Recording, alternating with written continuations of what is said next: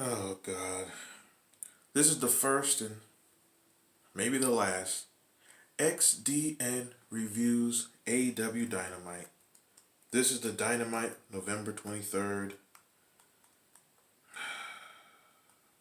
Where do I start? Okay, you just had MJF win the belt. They begin the show with William Regal. They have William Regal say, MJF will be here next week.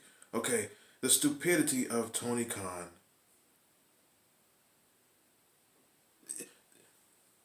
Why would you crown a new champion and be like, oh, they're not here this week? What are you accomplishing? What is that doing? So William Regal has his interview. It's just stupidity. Why would you do that? Why? Why? Your company lacks star power. The best person in your company, the best wrestler, period, finally wins the world belt. He's not going to be on this week's show. Why? Not even via satellite. Why? The only reason to watch this show is him. There's no other reasons.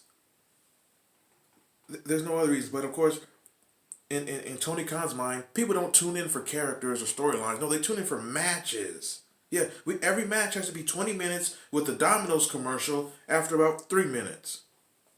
Oh, that picture in picture. Let's start from the beginning. The guy with the white guy with the Mexican mask on his face on commentary.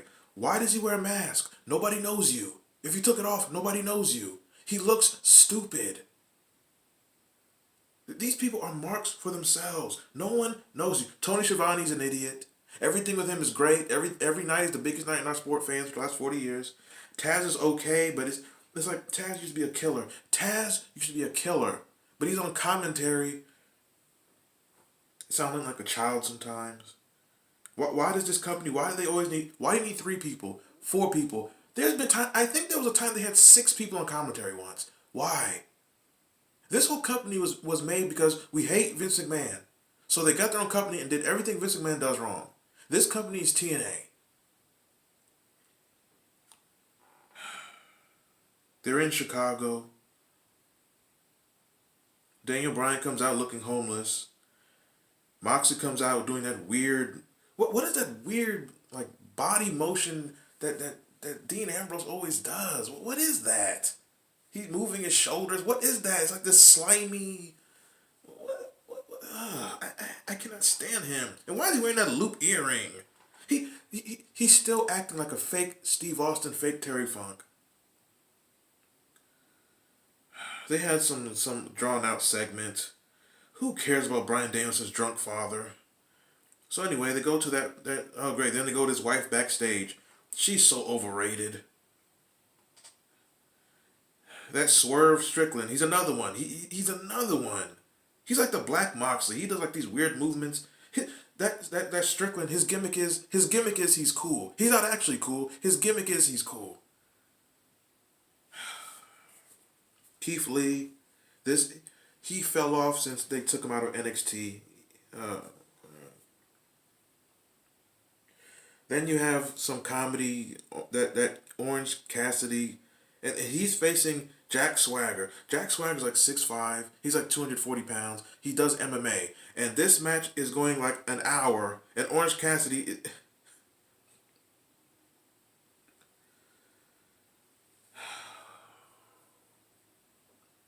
You know, these stupid like marks on Wrestling Observer is like, Jack Swagger, he kept, trying to worry about his hat. So that made this a joke match. No, the joke is you have Orange Cassidy in a match with Jack Swagger.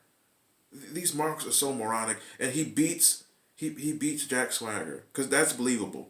Then a bunch of the Job Squad comes out because this company, whenever something's happening, Tony Khan has to put Mark Sterling or he has to put that QT Marshall. But then Malachi Black, the Devil Worshipper, and his group, they return. I assume they're going to be faces, but this company's so stupid they'll probably make them heels next week. That Jungle Boy, they do a package. He is a horrible talker. You do not believe him. He's a horrible talker. Ricky Starks, a great talker, and he's facing. Man, I can't watch this show, man. He wins a match versus some loser. The Stokely Carmine. I hate everyone's name in this company. Fake Clarence Mason. I already made a video on this. The Black China. Oh God. The Black Joni Law, was it Lauer? Joni, whatever. The Cargill and Bow Wow. The, AEW, the only celebrities they can get is Little Bow Wow.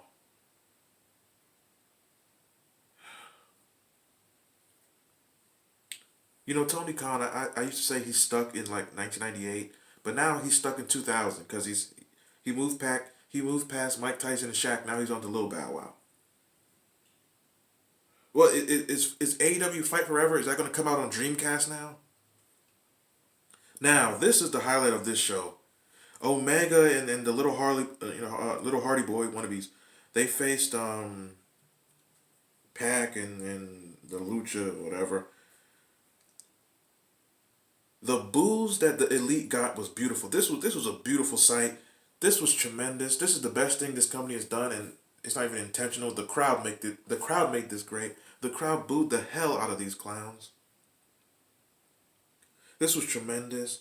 The Young Bucks are horrible. They've always been. They're so overrated. Meltzer gets aroused when he sees young boys. Anyway, this company, we have to have four people in commentary, so here comes Don Callis. Why would you need three people in commentary? Okay, let's put four. The ending of this match, the crowd hated them. The ending was Omega does CM Punk's finisher, and then they kick out. This got tremendous heat. This was the only thing to see. This was something to see. This is something you need to go out of your way to see if you didn't. The Omega 6-man tag. This was tremendous.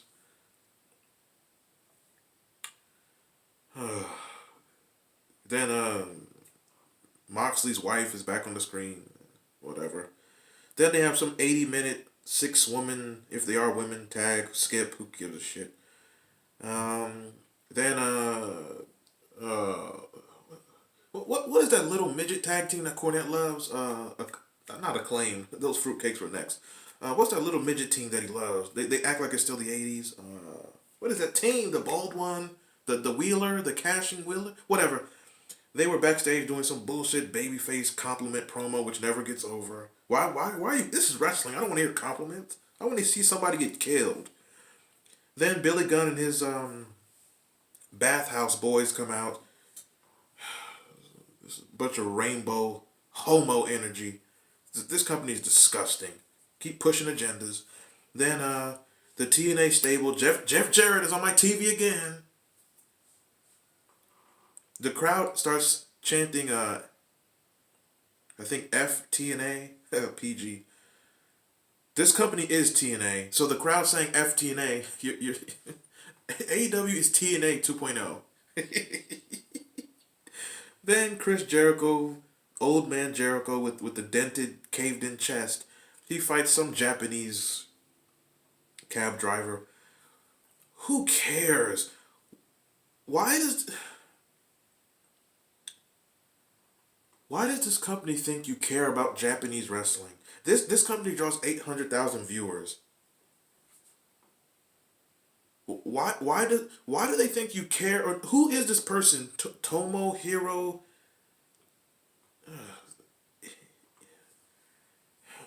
Ishii. What?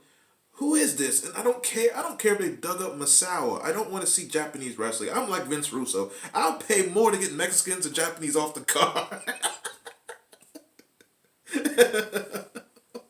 This show was pointless. The best part was the Omega and his team in that match, and it was because of him. The Young Bucks suck. The best part of the show was Omega. He's a pale, fruity man too, and he's Canadian. Oh God!